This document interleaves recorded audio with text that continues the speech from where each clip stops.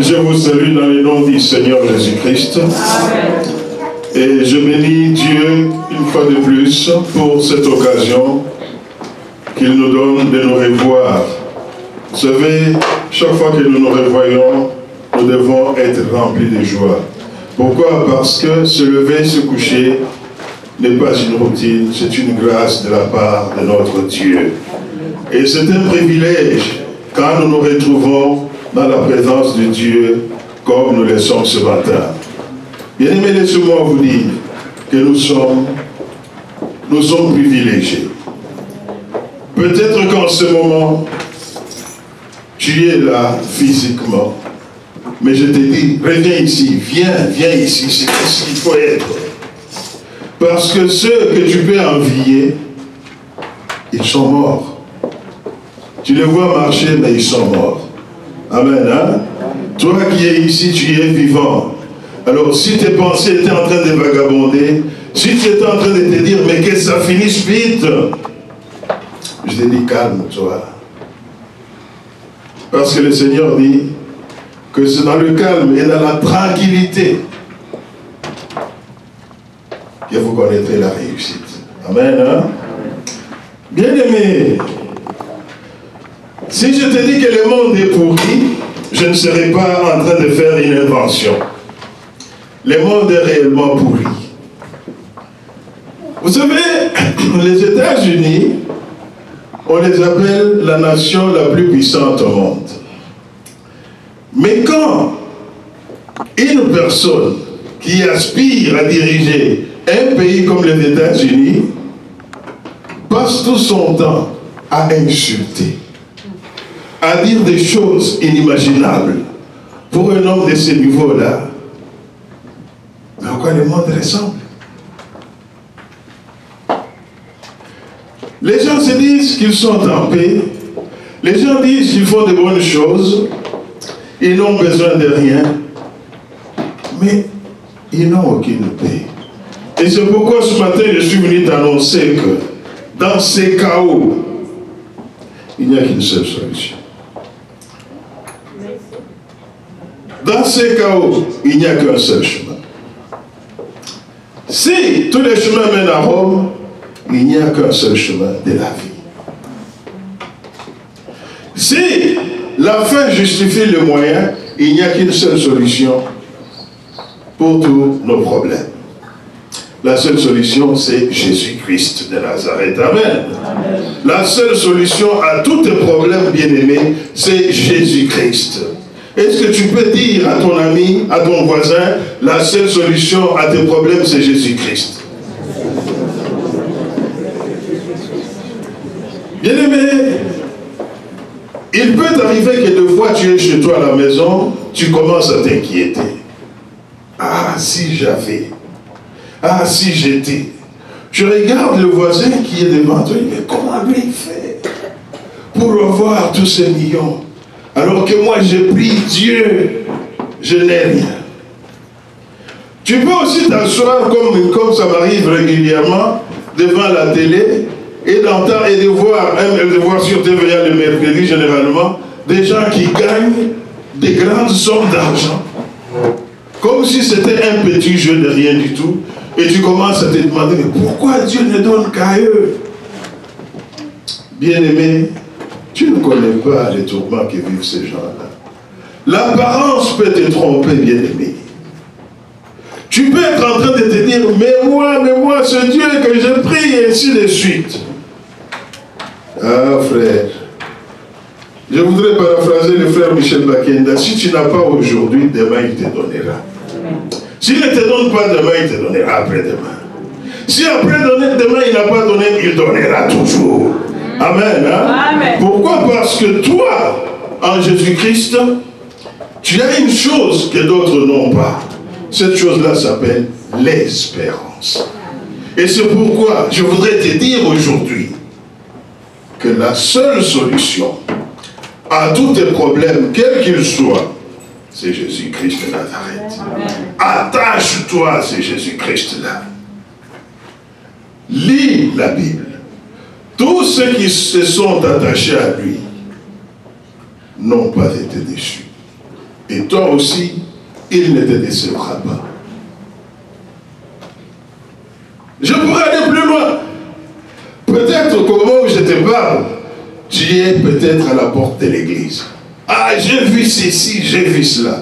Non, frère. Ce que tu as vu là, ce n'est pas ton problème, c'est le problème de Jésus.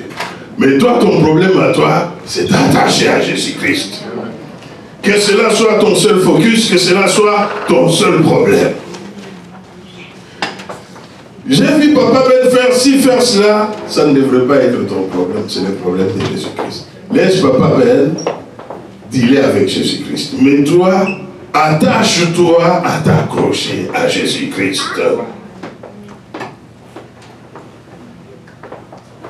Bien-aimé,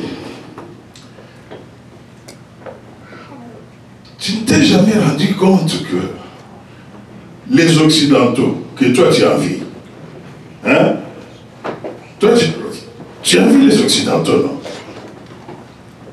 Tu les regardes chaque jour, tu te dis, mais chez nous en Afrique, les enfants n'ont pas à manger. Ici, ils jettent de la nourriture. Oui, ils jettent de la nourriture.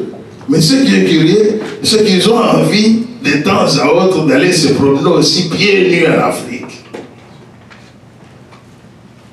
Ah, vous croyez que quand ils vont faire du tourisme en Afrique, qu'est-ce qu'ils font? Ils vont encore marcher torse nu. Ils vont porter aussi des babouches avec des fils de fer et même marcher pieds nus, comme les Africains. Donc cette vie-là de misère, il en vit aussi. C'est là le paradoxe de ce monde. En bout de ligne, on va se demander, mais qu'est-ce que les hommes recherchent? C'est pour vous dire que quand quelqu'un n'a pas Jésus-Christ,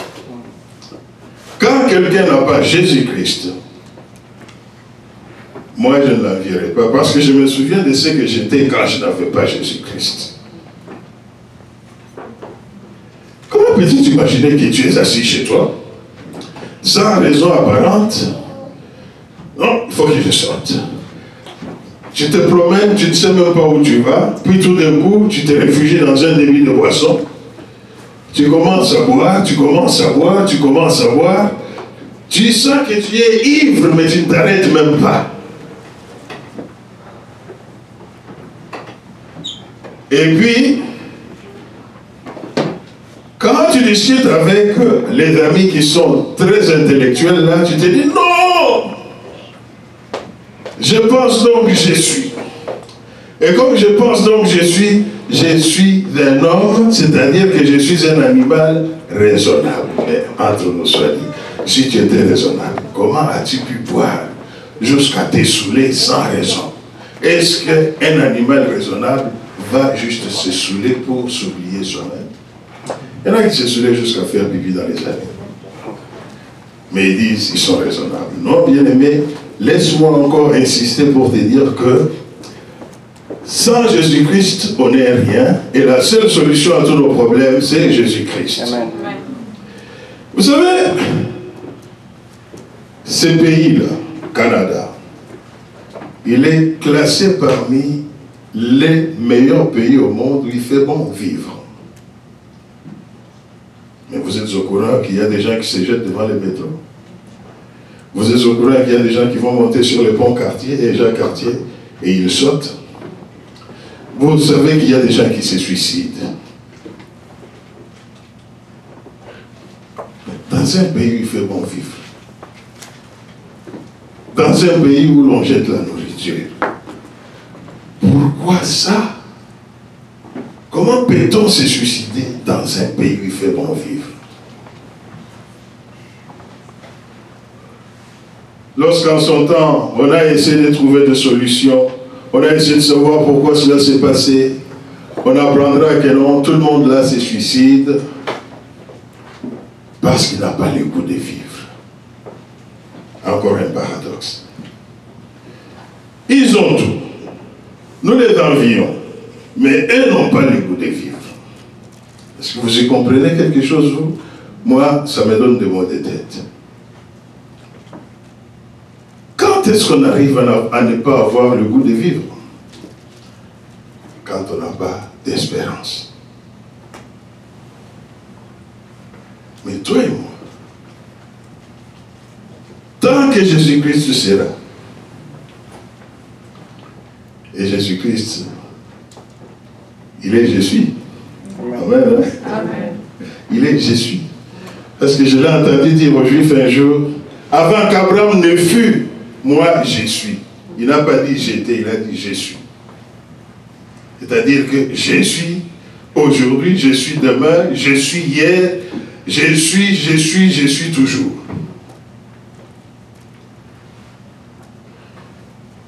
On a envisagé mille et une solutions pour trouver la situation, pour régler la situation. Mais finalement, toutes les associations qui ont été créées ont été le plus grand bénéficiaire de toutes les solutions envisagées. Si bien que, comme ça se passe dans n'importe quelle société, vous verrez qu'on parle de moins en moins de suicides dans les médias, n'est-ce pas? Et tout peut porter à croire que c'est fini, les gens ne se suicident plus. Faux! Absolument faux! Ceux qui empruntent le métro régulièrement savent aussi que l'on interrompt, que les lignes de métro sont arrêtées assez régulièrement là. Et on met souvent sur les panneaux d'affichage incident sur la ligne. On ne comprend pas de quel incident il s'agit. Mais je vous jure, bien aimé, que le monde est fou. Regardez comment le monde évolue.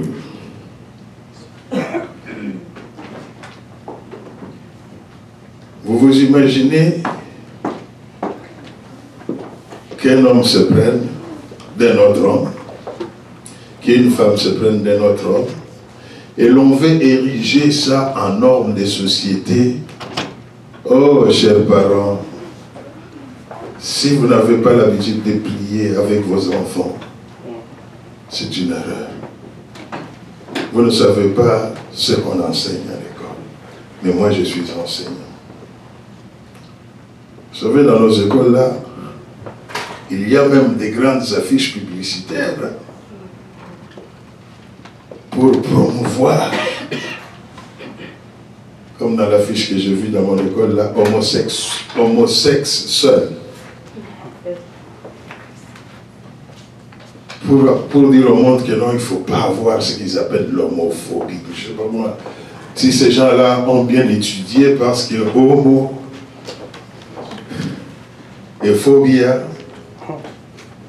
deux termes grecs qui veulent dire absolument le contraire de ce du concept, enfin le contraire du sens qu'ils ont donné à ce mot-là. Mais je ne suis pas là pour épiloguer là-dessus. Je suis ici pour parler de Jésus-Christ de Nazareth. Bien-aimé, je partage avec toi ce jour pour te dire que tu as de l'espérance. Quelqu'un qui n'a pas Jésus-Christ est plus malheureux que toi, tu ne le crois. Tu penses que tu es malheureux, mais tu ne l'es pas. Tu es un vase de terre qui contient une très grande richesse. Une richesse inestimable, une richesse simple. Voyons voir ce que la parole de Dieu nous dit d'une vie sans Jésus-Christ. Nous sommes dans l'évangile selon Luc, au chapitre 8. C'est un texte que nous connaissons peut-être.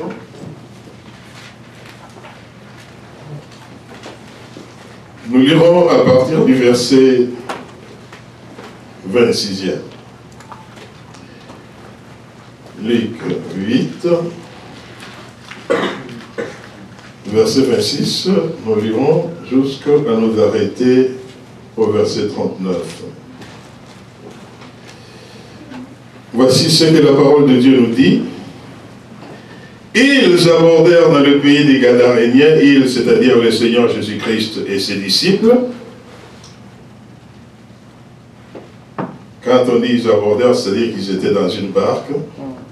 Ils ont traversé les lacs des Génézareth, que l'on appelait aussi mer de Galilée ou lac de Galilée.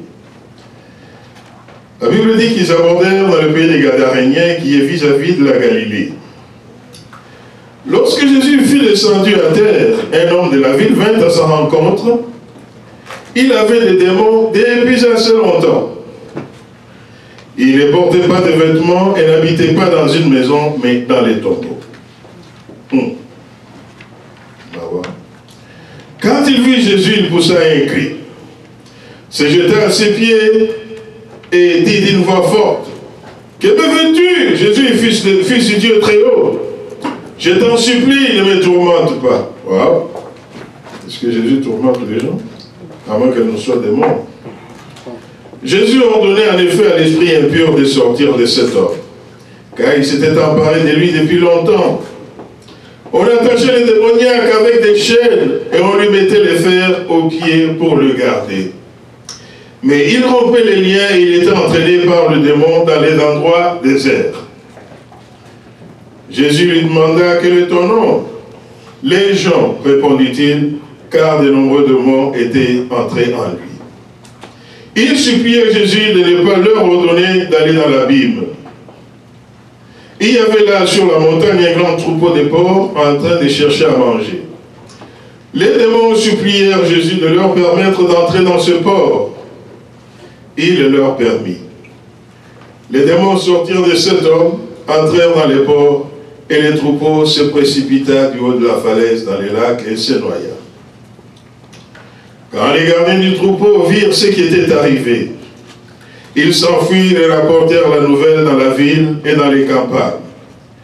Les gens allèrent voir ce qui était arrivé.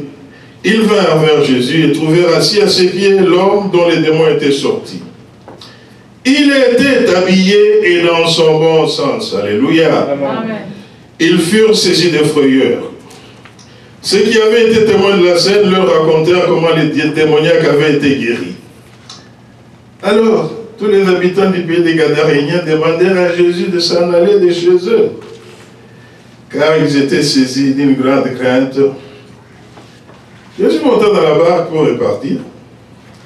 L'homme dont les démons étaient sortis les priait de les laisser rester avec lui. Mais Jésus les renvoya en disant, « Retourne dans ta maison et raconte tout ce que Dieu a fait pour toi. » Il s'en alla et proclama dans toute la ville tout ce que Jésus avait fait pour lui. Amen. Hein? Amen.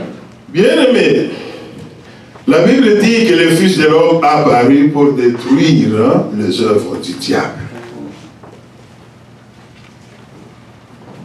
On ne peut pas être sans Jésus et être bien. Amen. Amen. Même si on porte de l'or, même si on a les dents tout en or, quand on n'est pas avec Jésus, on n'est pas du tout bien. Amen. Quand on n'est pas avec Jésus, on est envahi. La Bible dit de cet homme que c'était un homme dont les démons s'étaient emparés depuis très longtemps. Normal. Qui pouvait le défendre contre les démons? Il n'a pas Jésus. Et lorsqu'on lui a demandé, mais quel est ton nom? Il a dit, Légion. Oh, oh. Vous savez, la parole de Dieu ici est écrite au temps où le monde entier était dominé par Rome. Et quand on dit Légion, on fait souvent allusion à une unité de l'armée romaine. Une légion, c'était une unité de l'armée qui comprenait 3000 à 6000 hommes.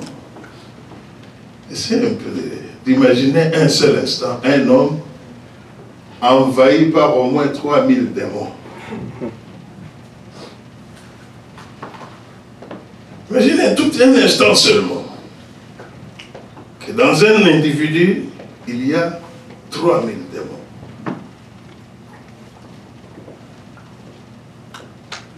Et chacun de ces démons-là est en train de faire quelque chose dans la vie de cet homme-là. Dans son corps, dans sa vie, dans sa façon de parler. Alors vous pouvez vous imaginer quel genre de vie cet homme-là mène. Mais la Bible dit effectivement que cet homme-là était totalement possédé par des démons. Donc, il était sous l'emprise des démons à 100%. Il pouvait peut-être faire des choses qui sembleraient bonnes, mais il ne pouvait pas faire de bonnes choses. Parce qu'il n'y a que nous, que Dieu a engendré en Jésus-Christ pour pratiquer de bonnes œuvres que Dieu lui-même avait créées à l'avance. Mais un type rempli de démons, quelles bonnes œuvres peut-il pratiquer? Mais est-ce ce genre de vie-là que toi et moi nous devrions envier? Frère, sœur, attache-toi à Jésus. Tu seras en paix, même si tu n'as rien. Amen. Peut-être que tu peux ne même pas réaliser que tu as quelque chose. Parce que quand on n'est pas en Jésus-Christ, des fois, on est aveuglé. Amen. Hein? Amen.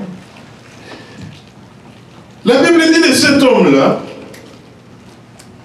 qu'il n'habitait pas dans une maison, mais il habitait où? Dans les tombeaux.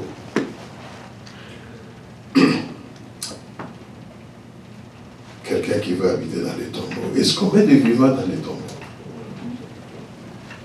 Les tombeaux, les cimetières. Quand on passe dans un cimetière, qu'est-ce qu'on entend? Du bruit?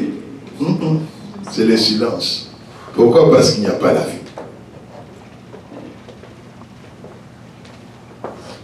Mais quand on passe dans une maternité, surtout à côté de la pouponnière, on sent la vie. Amen. Hein? Amen.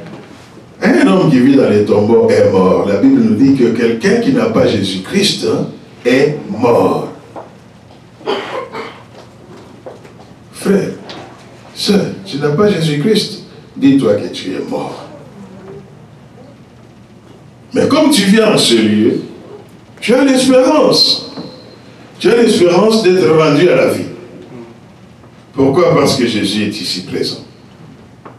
N'a-t-il pas dit que là où 2 ou 3 sont réunis en mon nom, je suis présent? Amen. Hein? Amen. Cet homme-là donc, quoique physiquement vivant, était mort. Il était mort dans quel sens? Il n'avait aucune communion avec Dieu. Oh! Dieu, c'est le créateur de tout ce qui peut se concevoir. Alors, imagine que tu n'as aucune communication avec ton créateur. Tu n'as aucune communion avec ton créateur. Quel genre de vie tu vis? C'est comme par exemple, tu viens au Canada, tu as laissé tes parents, toute ta famille en Afrique, puis tu coupes tous les ponts, tu ne parles à personne dans ta famille. Est-ce que tu te sens bien? Hein? Tu te sens bien quand tu n'as aucun contact avec ta famille? Alors imaginez maintenant ne plus avoir une communion avec Dieu le Créateur.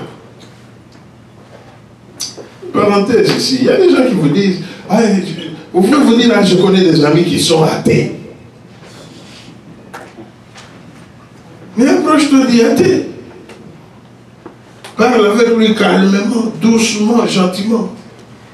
Tu vas te rendre compte qu'être athée, ça ne veut rien dire. Il croit en quelque chose. Et généralement, c'est en quoi tu crois, c'est ça ton Dieu. N'est-ce pas? Si tu dis que tu es athée, mais tu crois à la chance pour gagner à la loterie, c'est que la chance, c'est ça ton Dieu. Mais comment tu dis que tu es athée?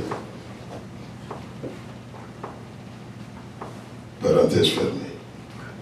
Donc cet homme, il était mort dans ce sens qu'il n'avait aucune communion avec Dieu. Quelqu'un qui n'est pas en communion avec Dieu, je ne sais pas si ce genre de personne peut être une bonne personne pour la société. La Bible dit que Dieu est amour. La Bible dit que Dieu est lumière. Alors imaginez quelqu'un qui n'a aucune communion avec Dieu. Il n'a pas d'amour, donc lui c'est haine sur haine. La lumière ne connaît pas, il est dans les ténèbres, même s'il vit sous le soleil. Et je ne pense pas que toi et moi nous puissions envier cette vie-là.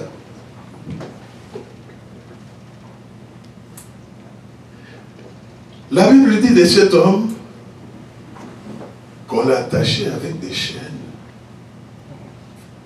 Tellement il était violent, on l'a attaché avec des chaînes et des fers. Mais la Bible dit qu'il brisait tout ça. Mais ce genre de personnes, nous en rencontrons chaque jour ici. Vous vous imaginez tout le monde qui va en prison, tous les criminels, quelqu'un qui va tuer quelqu'un comme ça, de sang-froid. Mais c'est quelqu'un qu'on attache avec les fers, avec les chaînes, mais qui les brise. Les chaînes, les fers ici représentent quoi? Les lois du pays, les règles de savoir-vivre. Nous comprenons ici que lorsque quelqu'un n'a pas Jésus-Christ, même les lois, il ne va pas les respecter. Les règles de savoir-vivre, ça n'existe pas pour lui.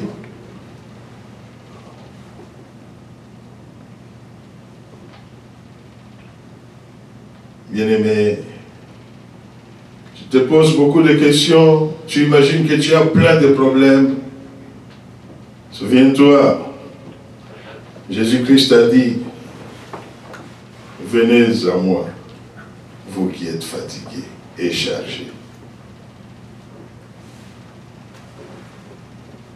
Déchargez-vous de vos fardeaux sur moi. Et moi, je vous donnerai mon joug, et mon joug est léger. S'il y a des problèmes, bien aimé, les problèmes, il y en a, il y en aura. Dépose-les sur Jésus-Christ. Il y avait ces cantiques qu'un chanteur congolais chantait, je vais essayer de traduire du bien que je peux. Vous savez, généralement, les signes de la tristesse, c'est quand on se tient comme ça. Et ces chanteurs-là disaient, non, enlève la main de ta joue. S'il y a des soucis, il y a quelqu'un sur qui rejeter tous les soucis. Et Jésus, le Fils de Dieu. Mais pour rejeter ce souci sur Jésus, il faut l'avoir, il faut s'attacher à lui. Et pour cet homme, ce n'était pas le cas.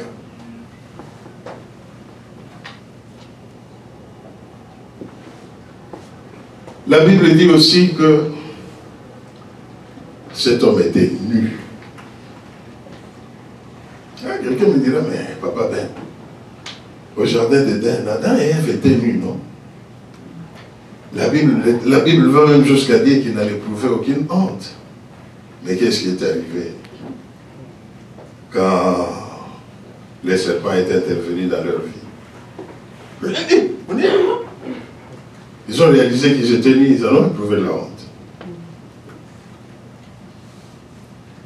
Mais cet homme-là était nu. Ce n'est pas qu'il n'en éprouvait pas de la honte, mais il ne savait même pas qu'il était nu. C'est pour dire que quelqu'un qui n'a pas Jésus-Christ, il n'y a aucune œuvre de justice, il n'y a pas de justice dans ce genre de personne. Et il n'y a que Jésus-Christ qui justifie quand il entre dans notre vie.